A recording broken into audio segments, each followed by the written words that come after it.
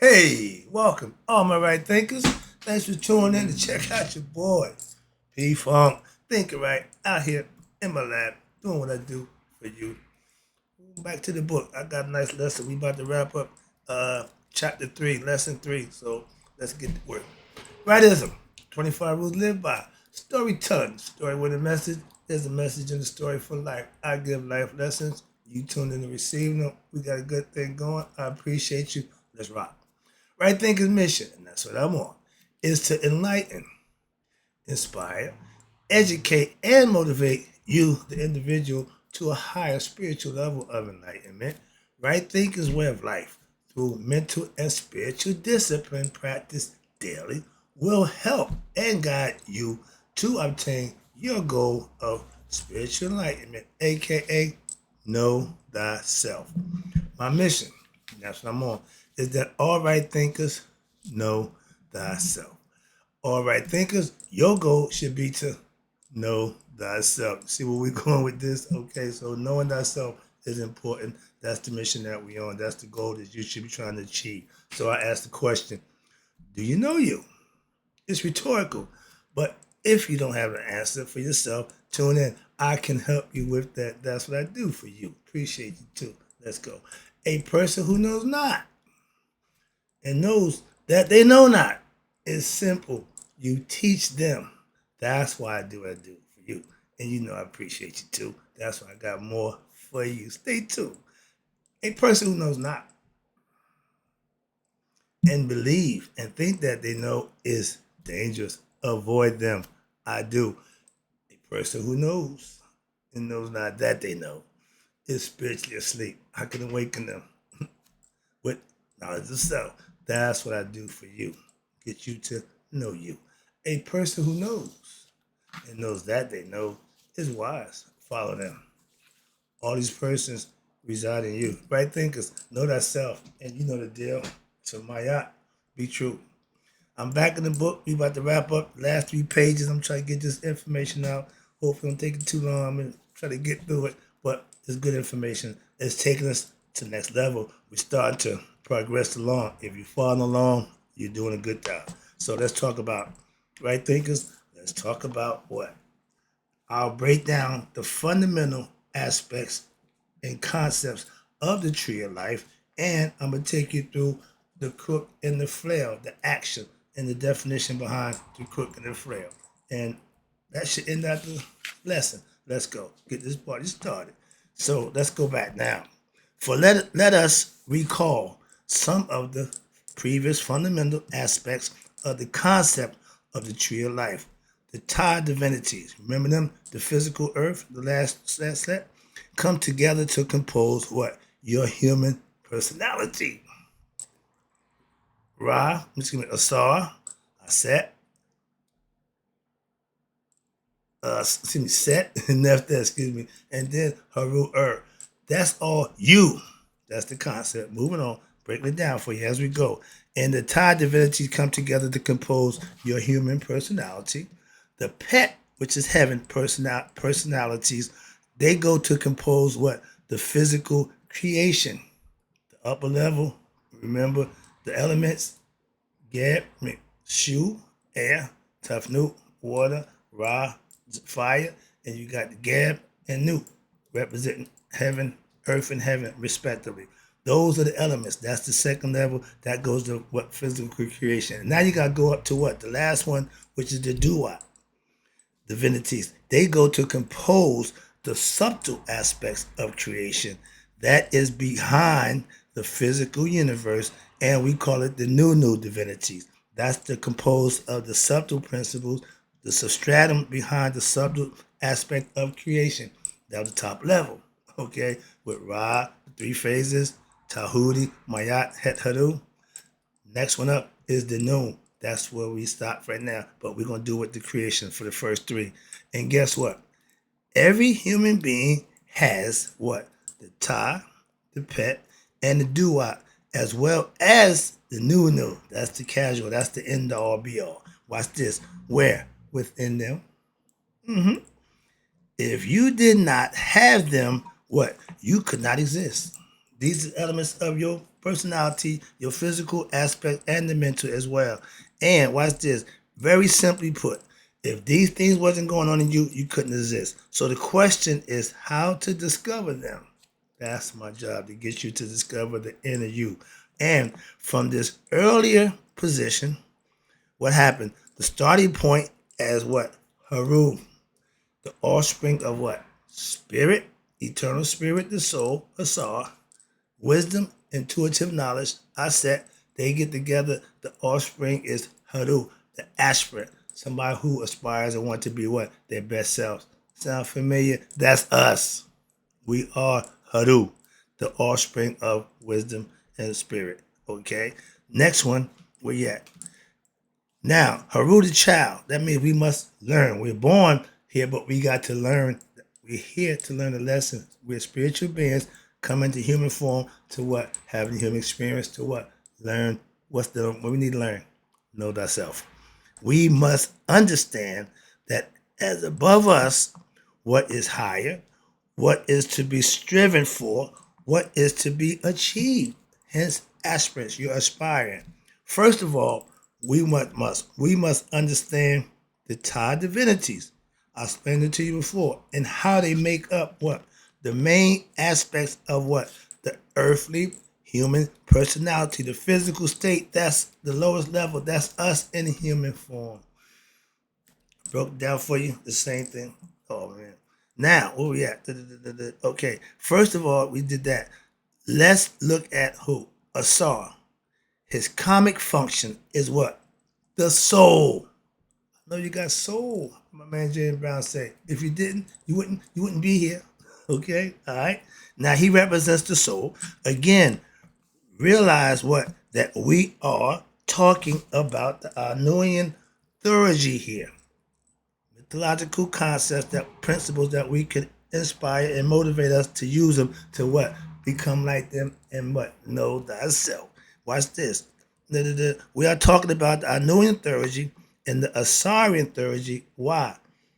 Asar has expanded role along with just being the soul in the Asarian myth.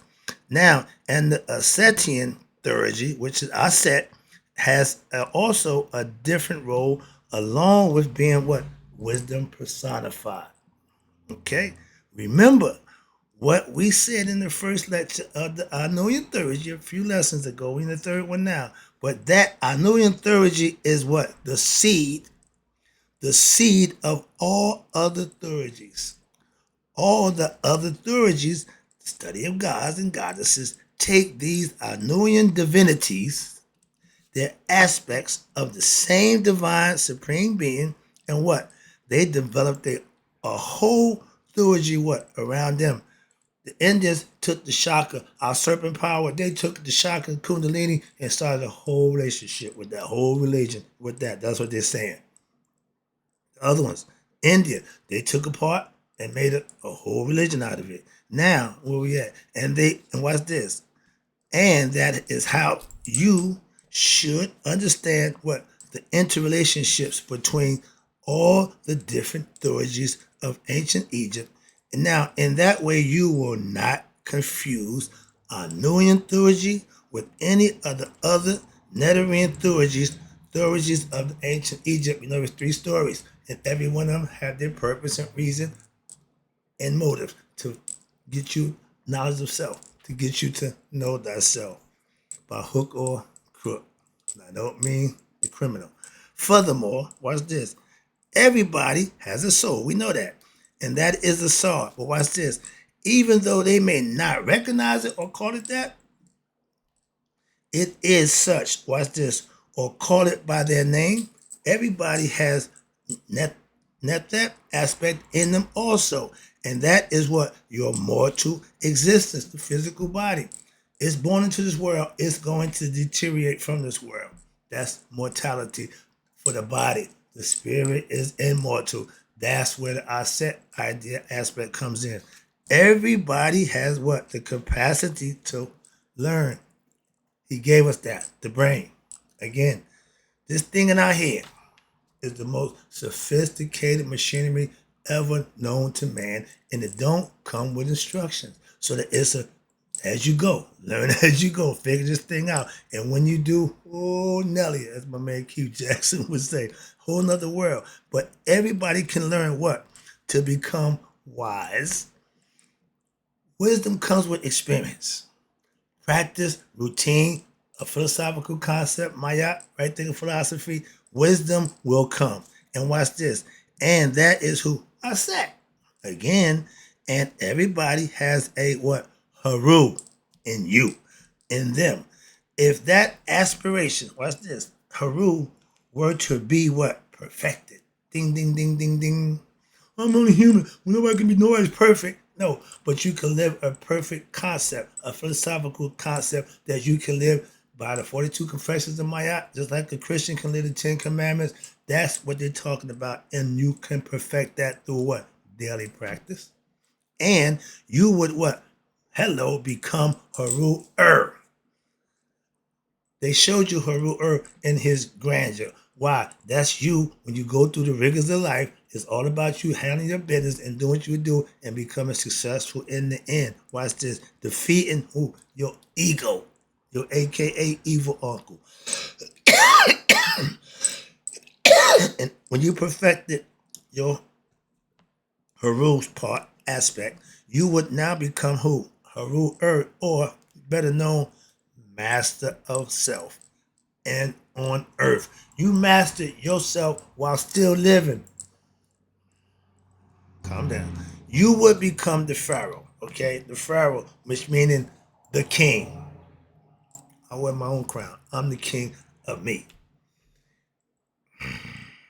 And there is one more, right? There's one more thing that you should know here. First of all, aspect number 1 and aspect number 10. I showed you on the tree of life. Number 1 is Ra in 3 phases. Number 10 at the bottom is Haru in his full regalia. Okay, and that's the way you want to be. That's your goal, is to become Haru master of self while what? While still on earth. This is what he looks like. Okay.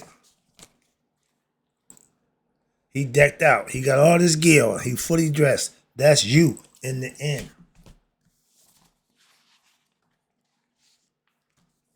You see here on the train, on the top, you see Rod, that's number 1. On the bottom, you see Haru down there, okay? And you see all the stuff around Haru Burdette, Haru, that's all the aspects and all the changes you're going to go through in life to become what? A self-master, okay? You have to go through some things, trials and tribulations, they call them. We call it life, okay? So when you do that, you become king. And where we at? There you go. You see that aspect 1 and 10, and guess what? They're both genderless, not male or female. It has no gender, it's sexless, okay? Meaning it go both ways. And what happened? They encompasses male and female divinity. So Haru represents, in other words, what? Kings and queens. Therefore, a queen is also referred to as what? Haru. When you go through the scales of Mayat, if you pass, your name will become Asar Mark. If I don't pass, I have no name, I don't continue on, party's over. Double death, you die twice. But this is the idea. And this also is why what? The king and the queens wore the Nesubeti. It's a symbol. Also, it's a word that means, ready? Ruler of Upper and Lower Egypt. Ruler over what? Duality. My lower self and my higher self. And the higher self is Upper Egypt. Lower self is Lower Egypt. So you are Egypt. How about that? Shh, don't talk about it. Okay. You need to understand that. Once you understand that, it'll make more sense. So now, if you are not a ruler, the king or the queen, you are called Hekat. Hekat or Heka. Heke. Okay. And it is the word for what? The crook. Now you see a picture right here. We're gonna talk about the crook, not the criminal kind. All right. When you see a saw, you usually see him with his hands folded right there. Okay. He got a crook and a flail. Let me break that down for you. This is important. Why? Because again, aspects of self-mastery, you need to know what these signs and symbols mean. That's why. So I'm breaking it down for you right quick. Here we go. If you're a ruler and king, you have what they call a crook, not a robber.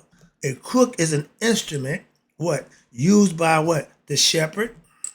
Sound familiar? The shepherd king? By the shepherd for what? Herding as in someone who what? Shepherds sheep. Wasn't David a sheep herder? Okay.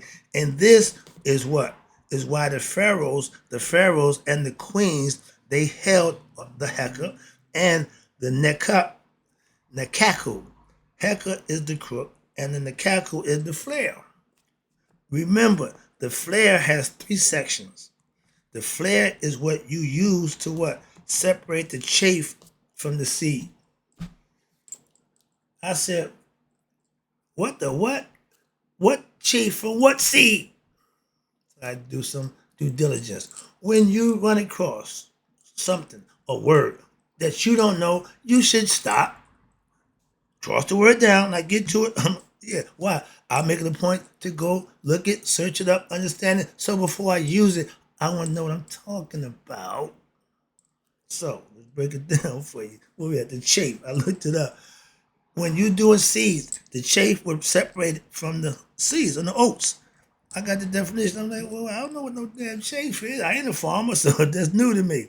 But all you gotta do, we're in the age of information. Bam. Meta one, AI, what's chaff? Chaff refers to the outer husk or casings of grain, such as wheat, barley, or oats. They are separated from the edible inner kernels during the thresh. Now I know what that is. I had no idea what it was. I wanted to find out before I give it to you. At least I can break it down. If you knew that already, good, God bless you. But I didn't. So I'm learning as I go also. That's what I'm trying to explain to you. It ain't, you know everything. No, I'm learning too as I go. So we know what the chaff is. Let's move on. Now, we know what that's about, what the flare does. And when you use to separate the chaff, what, from the seed. Now this means, here, that's the esoteric meaning. Here's the esoteric meaning, the hidden meaning, or the symbolic meaning that you can use for a more noble and glorious purpose. Sound familiar, mama, son, and brothers? This means that one is striving for what? Rulership over oneself, and you need to separate what? Be able to separate the truth from the untruth of the what? The three worlds. What three worlds? The tie, the pet, and the doo-wop. We broke that down for you earlier. Stay with me. Okay. Now, then what? The mystical reality, which is the inner reality, and the mysteries of life are now discovered. Hence, you know thyself. Now let's go over here to the concept of the action of the flare. The flare is self-discipline. You whack yourself with it. Okay, watch this. Not to be a masochist, able who just love pain. I ain't beat myself. I don't do pain. Okay, but this is what they're trying to explain to you. The action of the flare is what? Self-discipline. In the practice right there of that discipline. I don't slap myself, but I stay God conscious. I'm conscious of all my actions, all my words, and all my deeds. Simple. Watch this. That's discipline, or we call it sheedy, profound studying. I do that daily. Now, in relations to the efforts in the application of the principle, you can learn all 42 confessions, my yacht. You can learn the 10 commandments. You can learn the surahs of Islam. But if you don't implement them, it means nothing. That's the key. So prayer without works is dead. Knowledge without implementing, it ain't no power. There's no power there. If there's not implementation of the knowledge, knowledge is dead. Okay? Now, when you act for the efforts in application, meaning using of the principles daily of each level of the tree, you climbing the tree as you go up. You're mastering each level to move to the next level. And this section is the flare. It means diligence. Me going to get the definition to that word before I gave it to you, that's diligence. Me studying, reading over this to make sure I'm up on it before I bring it to you, that's diligence. Diligence and what? Discipline on the spiritual path is what purifies you, separating you from what? The mixture that has developed. The mixture of your what? Transcendental nature with what? Time and space, with objects, dealing with delusions of and mortal reality into what? Ever changing, weak and ignorant personality, dun dun dun dun, egoism. The ego is not good, a good leader. If you're driven by your ego, you're not a good person. Understand that. Well, don't care. If you're driven by your ego, that means you're self-serving. You're not going to do nothing for others without what? Wanting something in return. I offer a selfless service. That's a true servant of God. Moving on. Now, where we at? Every human personality, not some, not a, every human personality is what? Is a mixture of these qualities. We all are endowed with the same qualities. When you learn them, practice them, and master them, that's going to separate you from the ordinary. Hate to say that. Your soul is in there, okay? Your eternal aspect. Your egoism is also in there. You have the same intellect aspect, and you have some mortal aspect back in that. And set. They go together, they hang out. They male and female. Okay. And guess what? They can't reproduce nothing. That's mortality. You can't do nothing but generate life with the help of a mate. Okay. And ego can't even mate and help you out. She had to go to the spirit to have conceive a baby, which the offspring became your discernment, Anubis. Oh, I love that. And you have some bit of what? Aspiration. That's Haru. For something what? Better for yourself. Being my best self, being great is what I strive to do. That means I'm giving my best effort when and how I can, whenever I can. I don't shortchange. I'm not going to leave nothing on the table, okay? I'm giving it all. But always, watch this, with a person who is not pure, watch this, their aspirations is what? Is going to eventually, you ready? Be throttled. And if your aspiration is not pure, it is going to be throttled also. Why? Because you are going to try to be a good person. And some of us intention, the road to hell is full of what? Good intentions, but they still ended up in hell. That means you didn't follow through. Watch this. You are going to try to do good things for other people. Right there. If you're egoistic, you're going to do good things for people for a price, for a reason, something other than just for the out of the kindness of your heart. That's not a God servant. You are going to try and follow the path that has been laid out by the sages, that you are going to try to stop what? Eating meat. If you're a vegetarian, Muslim, stop eating pork. You are going to try what? To not do something that is going to cause you to end up in jail. Selling drugs, not doing that again. Been there, done that. Change. You are going to try to not get into what? Fights. Still working on that. Okay, moving on. But this is all your personality. And it's defective, and you will make what? Mistakes. That is why there must be a process of ab. Ab means purification. Hold on one second, dog. Okay, take your time. This is the first level of what? Your priestly service. Higher nature, you're serving him. And its objective is to what? To render the personality morally pure. Raise your conscious level, doing the right thing, living righteous and virtuous lifestyle on a daily basis, and that's how you raise your conscious level and purify what? The heart, by doing righteous and good things. You must hit yourself with the flare if need be, and the flare means what? Self-discipline. Remind yourself, following the teachings that have been laid out, listening, reflecting, and meditating. There they go, the keys to learning.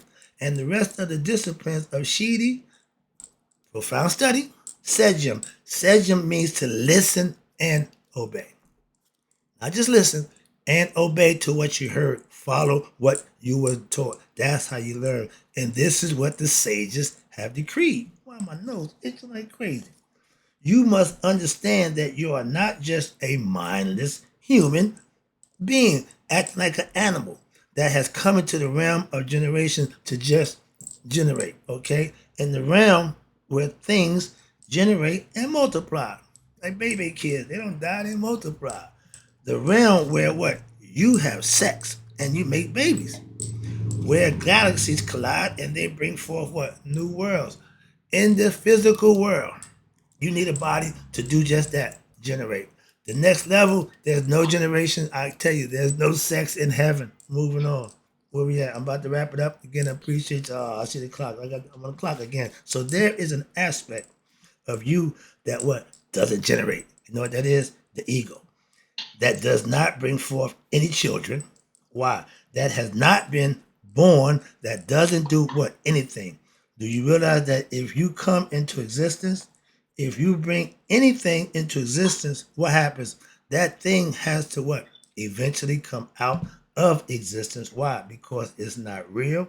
It doesn't exist in an abiding way, meaning it is an absolute, it's not absolute reality, only that which is absolute can't exist when forever, eternity, and having no beginning, therefore has no end.